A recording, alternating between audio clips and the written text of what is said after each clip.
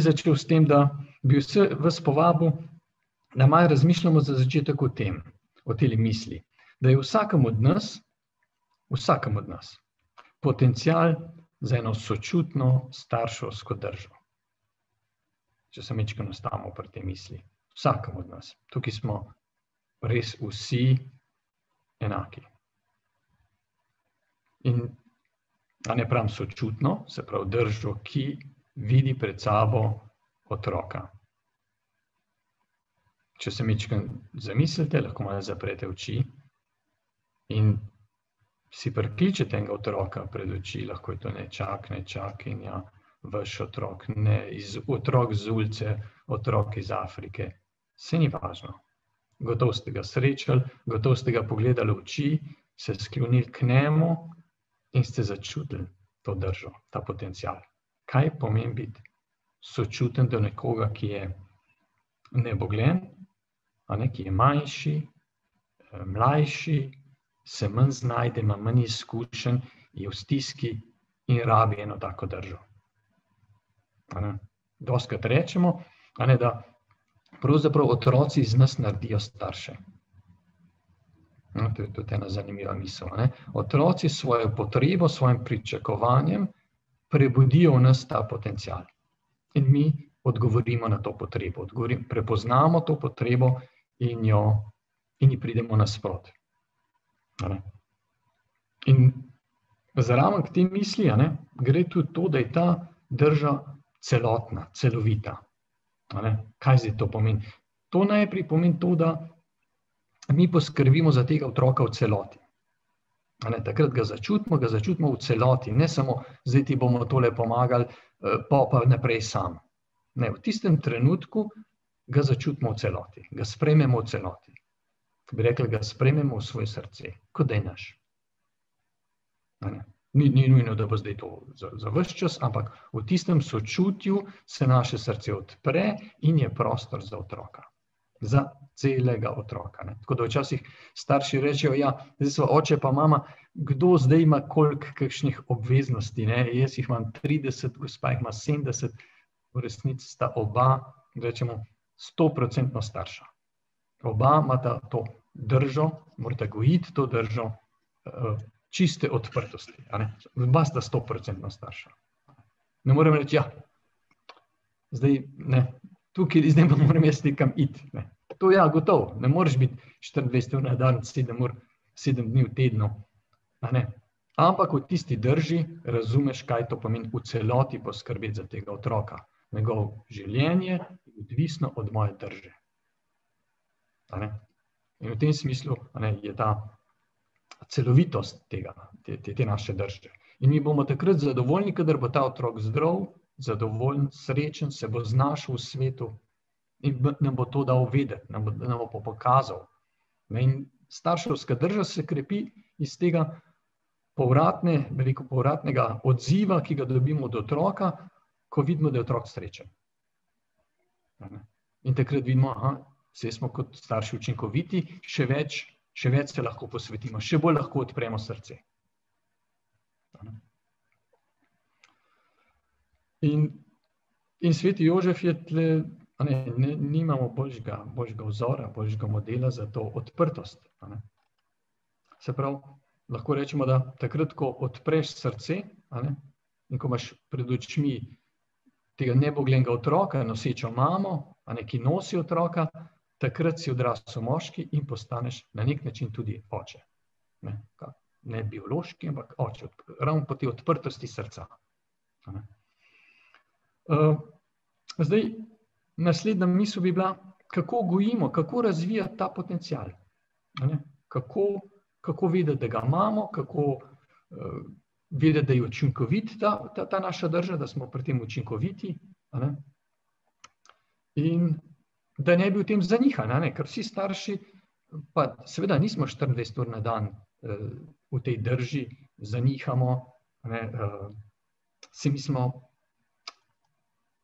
zdaj ni pa še malo sam, kar je verjetno čisto v redu, ampak se učimo tega, kaj pomeni v vsakem danem trenutku se vrniti v ta svoj notranji svet, videti, kaj bi pomenilo zdaj biti z odprtim srcem, naklonjen otroku, odprt za otrokove potrebe in kaj bi pomenilo zdaj mogoče slišati še kaj drugega. In jaz bi v srcu malo v to upeljal v to, da v bistvu del starševstva je eno nihanje. Mi smo videli tudi pri svetem Jožefu, svet Jožef tudi zaniha. Pravi, tole so mi pa zakuhali. Tole mi je pa ta Marija zakuhala, eno zoprnijo in bom jaz to zdaj malo premislil. In niha. In gre spat in niha. In pravi, takole bom naredil, da jo bom na skrivaj, bom jaz tole rešil. In tako tudi starši nihamo, ne sicer na taki veliki sceni, ampak v svojem srcu, ki je tudi ena veliko prizorišče, tam nihamo med tem, kako voditi tega otroka, kako biti njemu naklonjen, videti, da smo z njim povezani, da je otrok zadovoljen, da je srečen, vedeti to pri sebi, v redu, dober starš sem, in hkrati si dovolj, da včasih tudi zanihaš, da včasih dvome, da te včasih strah, da ne veš, kaj bi, da si prazen. In tukaj bi pogledali dva ekstrema v tem nihanju. Bomo videli, noben od teh ni dober. Ponovadi je tako, da če greš v en ekstrem, potem še v drugega padeš. In prvi ekstrem, recimo, ki ga dostikrat srečamo pri starših, in mislim, da ga poznate, je, da starši pravijo, vse bomo dali za otroka. Se pravi, jaz nič, otrok 100. Se pravi, da svoje starševstvo čisto poskušajo uskladiti s tem, kakšne so otrokove potrebe. Temu včasih rečejo, tako malo cinično, pa kritično rečejo helikopterski starši. Bdijo nad otrokom, veste, tako helikopter, otrok pa po zemlji hodi, nad njim je en helikopterček, in ta brni, vse to je moteče. Vam bom pa še kakšno slikco pokazal, ampak tole me Ivan spomnil, dobro. Torej, prispodoba tega jaz nič, otrok vse. Ampak vsi, ki ste to že kdaj poskusili, ali pa ste kdaj že videli, ste videli, koliko ene jeze to sproža pri tistih, ki to gledamo. Ene jeze, ali pa tudi pri otroku ene jeze. Še več pa pri nas. No, to si moramo reči za tista, dajmo premisliti, preden se začnemo jeziti, dajmo malo premisliti to situacijo. Kaj se zgodi, če mi starši sebe damo v nič in pravimo, zdaj bomo mi svoje odraslo življenje, starševstvo je velik del odraslega življenja, velik del tudi našega duhovnega življenja, dati svoje življenje na razpolago šibkejšemu. Kaj je drugega? Kaj je drugega kot eno lepo duhovno življenje odraslo je to, da pač to uresničuješ, to ljubezen v družini. In to je velik del našega odraslega življenja, ampak ne ves, ni cel. Ker otrok pa ne želi, da mi damo ravno svoje življenje za njega. Če je treba, ja, ampak če pa ni treba, pa ne. Tako vidimo, da ta ekstrem, da jaz se bom čist izničil, to ni mogoče narediti zavestno, niti ne načrtno, niti ni to vedno zaželeno in potrebno. In to ravno vidimo po tej jezi, ki včasih se tam nabere, ko to opazujemo, po jezi, ki je včasih otrok izrazi, če ne pa kakšen, ki nas gleda, ki gleda te starše, pa kar zmaja z glavo, pa je ves jezen, mora vedeti, ta jeza je v temle noter, v tem odnosu tega starša in otroka, tam je ogromno jeze. Zdaj, mi terapeuti, ker mičkrat to raziskujemo, si to razlagamo tako, da je ta odpoved, ki jo ta starš naredi, oče, mama, pravzaprav je ena odpoved, ki je narejena na silo. In ta človek, ta oseba, mora potisniti svoje potrebe na stran, in tam je nekaj jeze, tam se nabira jeza. In seveda ta jeza, vse vemo, to, če ste, ne vem, z kakšnih družin ste vi, ampak pri nas je bilo vse idealno, tako da vam ne moram nič povedati. Ne hecam se. Potem starši izstavimo račun. Mi rečemo otroku, ja, kdo je pa tebe gor spravil? Koliko smo se pa mi zate žrtvovali? In vsi vemo, če smo iskreni, da ni mogoče se odpovedati enim potrebam, če to narediš na silo, ker boš izstavil račun.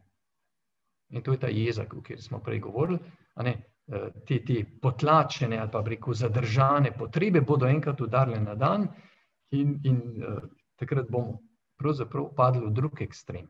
Takrat bomo mi 100, pa otrok nič. Takrat bomo mi izstavili račun, ko bomo rekli, ja, zdaj pa, nehvaležni otroci, zdaj boste pa vi mečkam vrnili tega. Kakšna babica bo rekla, ben me ne pride obiskat, jaz sem jih imela pa tako rada, ben ne pride več k meni. Kar je čisto v redu, da to reče, ampak če je pa tam to izstavljanje računa, pa ne bo v redu, bodo pa še manj hodili. Bodo rekli, super, danes gremo k babici, da nas bo spet malo krivdo obremenila. Fino, pejmo, kar cela družina. Ja, otroci bodo navdušeni. Tudi če tam čaka čokolada, jih ne bo, ker tam ni srca odprtega, tam je nekdo, ki je zdaj, ki so ga preplavili te potrebe. No, in zdaj, če se mička spet k Jožefu vrnemo, pa se probamo nekaj od njega naučiti. Tudi on zaniha, smo rekli, tudi Jožef ne ve, koga dati na prvo mesto zdaj, ali tole izpostavljeno mojo ženo, tega otroka, ki bo še bolj izpostavljen, ali moram jaz zdaj zase poskrbeti, za svoj ugled, za to, kar je prav, za to, kar se spodob. Naredi en obračun. Jožef ponoči, veste, ponoči naredimo obračune s sabo, Jožef naredi en obračun, pa se mu niči si šel, pa mu je še angel malo pomagal. Zato, da ta računica ne bi bila, da bi bila ta prava. Dobro, jaz vas zdaj tudi povabim en tak premislek, čist kratek, kadar je pri vas noč, pa vi zanihate v eni svoji drži odprtega srca. Kaj pa vam angel reče? Kaj pa vaš angel varuh reče?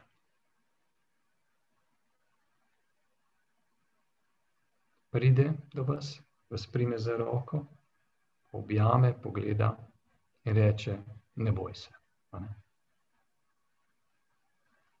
Ne boj se. In takrat sigurno naredite prav. To vsi imamo svoje stiske. In se lahko od Jožefa, vse zadnje samo tega naučimo, da ni nič narobe, če zanihaš. Nič narobe, če se ustrašiš zase. Ampak takrat rabiš angela. Rabiš enega glasnika. Dobro. Si predstavljamo zdaj to, kako to sebe dajati v oklepaj, sebe dajati na stran, to se ne bo dobro končalo. No, to, da nas spomne, da je ta starševska drža, nima ovir. Gre čez celine, gre čez spole, gre čez vse, kar to je drža srca.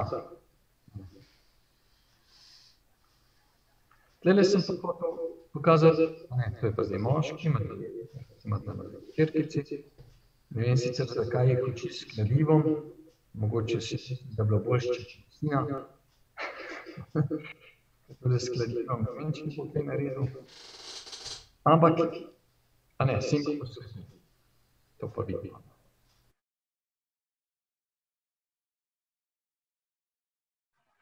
Si je vzel čas in je dal njiju na prvo mesto. Dobro, kje je zdaj nihanje? Kje je zdaj tisto, da tale človek zaniha? Sem jaz takole en takle prazen krogec dal v njegov srce. Kaj se zdaj tle v tem gospodu dogaja? Če pogledamo njegov obraz mečken natančno, ta obraz je tudi mečken zaskrbljen. Kaj pa, če si misli, presnet, te dve punci se na osnovni šoli naučili tole orodje uporabljati. Ali pa si misli, jaz sem še toliko drugega dela v garaži, zdaj moram pa tole z njima, ne tlele biti. Tudi mi ne gre. Tole mi pa res ne sede. In to je tisto drobno nihanje, ki ga ima vsak oče. Lahko je veliko, smo rekli, nihanje, lahko je mičko, drobno nihanje. Kako urediti, kako te svoje potrebe urediti s potrebami otrok. Da se ne hoče potem to takole pokazati. A veste, te potrebe, tako se mi psihologi to razlagamo, te potrebe imajo en vir. Takrat se v tem očetu, v tem odraslem moškem, se prebudi. A je kakšen problem, Ivan? Ne? Se slišimo? Ja, v redu. Takrat se v tem odraslem moškem prebudi en majhen otrok. Tako si mi to razlagamo. Ena majhna potreba. Kje sem pa jaz? Kaj pa zdaj zame? Tako kot smo prej rekli. Kdaj pa jaz pridem na vrsto? In ta otrok, seveda, recimo psihologi temu rečejo notranji otrok, lahko temu rečemo potrebe, lahko temu rečemo en pritisk, ena stiska. Zdaj ni važno, da je to nujno, kakšno besedo to uporabno, kakšen bo rekel, da je sebičnost. Ampak jaz bi tle pazil, da ne prehitro te moralno zdaj se presojali ljudi. Ampak je ena stiska. Ta oče je lahko eni stiski, ker ima druge stvari, ker ima druge potrebe. In mi si to razlagamo, da so to ene potrebe, ki so tako močne, da bodo zdaj preglasile te otroške potrebe ali pa to njegovo odprto starševsko držo. In seveda takrat starši, takrat očetje, nismo več očetje. To si treba čisto priznati, da nas takrat smo mi lahko eni majhni otroci. Če vprašamo svoje žene, bo rekla, veste, naš je en tak otrok. In mi si bomo mislili, pa kaj, vprašanje, če jim bomo sploh verjeli, če bomo hoteli to slišati, ampak je veliko resnice v tem, da se pri nas, še posebej to je, ko mama dobi otroka, se vseh nas, v celi družini se prebudijo ene potrebe, ki jih ima otrok. To je ena taka zakonitost. Veste, ko se pri enemu prebudi potreba, se še pri drugemu. To je tisto, ko včasih rečejo, da je starejši otrok ljubosumen na mlajšega. Ja, logično. Ker vidi eno potrebo, ki jo mama v resnici izpolnjuje mlajšemu otroku in se tudi njemu prebudi podobna potreba. Ne zato, ker bi bil ljubosumen, ampak zato, ker je to naravno. Ker se celo nam očetom, ko je gospa na telefonu, se nam prebudi potreba, kje sem pa jaz. Enkrat je ena naših študentk rekla, dajte vprašati enkrat gospe, ki so na telefonu, a je kakšen gospod, ki ne pride zraven in reče, a bi lahko zdaj ti malo že nehala, zdaj si pa že 20 minut na telefonu. Pa če gledamo tako, se nas ne moti. Ne vsebina, ne telefon, ne 20 minut, lahko je 5 minut, ampak v nas se nekaj prebudi. Če smo čisto iskreni, se v nas prebudi ena potreba po tem stiku. Ta potreba, ki se tam uresničuje na tistem telefonu, gospe ni, in pri nas je tale majčken otrokec, reče, daj že nekaj govoriti, daj, kje sem pa jaz? Dobro, mi imamo še naslednji korak, da ne bomo tlele ostali. Kaj zdaj narediti? Kaj narediti v enem takem nihanju, ko v bistvu ne moramo biti več odprti, ko ne moramo biti več očetje. Jaz sem dal še eno slikco zraven. Tale notranji otrok rabi eno tolažbo. Ta notranji otrok, pri nas v odraslem telesu sicer, ampak rabi takrat, ko je žena na telefonu ali pa ko se takole ukvarjaš z otroci, ki rabijo tvojo pomoč, da bi nekaj naredili, moraš te svoje potrebe pomiriti. In kako jih pomiriš? Tako, da se spomniš, da so že bile kdaj pomirjene, da se spomniš, da tale otrok vendar ni tako majhen pa tako neboglen, da se je sicer prebudil, ampak da lahko počaka, ker je vendar v enem velikem telesu, ki je močnejše in lahko to čist zadrži. Lahko se spomne, lahko si da kakšno tolažbo, lahko si reče, joj, koliko mi je zdaj zoperen, da se moram s tem veurukom pa s temi tečnimi otroci ukvarjati. To je vse dovoljeno, vse si lahko rečeš. Samo učinek tega, kar si rečeš, mora biti takle. Moraš čutiti eno pomirjenost. Bo šlo. Tako kot je angel rekel Jožefu. Ne boj se, v redu bo. In točno to rabi vsak oče, vsaka mama v tistem trenutku, ko jo preplavi na stiska, ko je že na tem, da bi izstavila račun, potrebujemo eno pomoč. In to bi bila, rečemo, ena taka zaključna misel bi bila v tem, da noben oče se ne rodi, ne postane oče kar tako iz nič. Vsak oče je sin, vsak sin ima očeta. In tudi če ga nima, to je tista poanta, ki pride tako izraven, da tudi če ta fizični, naš biološki oče tega ni znal, je vendar v nas kot otroku pustil eno sled, prav potem, da je ta otrok je pa vedel, kaj bi rabil. Ta naš otrok je pa vedel, kaj bi bilo v redu. In če ni dobil od enega očeta, je šel to iskati drugam. Na vse zadnje k Jožefu, na vse zadnje k kakšnemu prijaznemu katehetu, katehistini, župniku, kaplanu. Nekam je šel iskati to odprto starševsko držo in jo je posrkal. In se je vtisnila v njega. Ta otrok ve, kaj je naklonjeno starševstvo. Tudi če ga ni uživ, ve, kaj to je. In ravno zaradi tega lahko s tem, bomo rekli, zdrži, oziroma lahko poišče tolažbo, ker ima nek način, ima eno pot. Je to pot že prehodil. In eno globoko starševstvo je ravno v tem, da starši čim večkrat prehodimo to pot. Od te stiske k enemu viru tolažbe. Jaz sem to takole si zamislil, to je tako, da malo ponazorim to, tukaj imamo tisto en vir tolažbe, drug vir tolažbe, tretji vir tolažbe. Iščemo eno idealno ali pa preko eno pravo starševsko držo. In na koncu seveda je en tisti vir, ki je neizčrpen in ki nas nikoli ne bo pustil na cedilu, je sveti Jožef. Je sveta družina in je nebeški oče, ki je poslal angela k Jožefu in mu je dal v tistem trenutku nihanja, mu je dal oporo.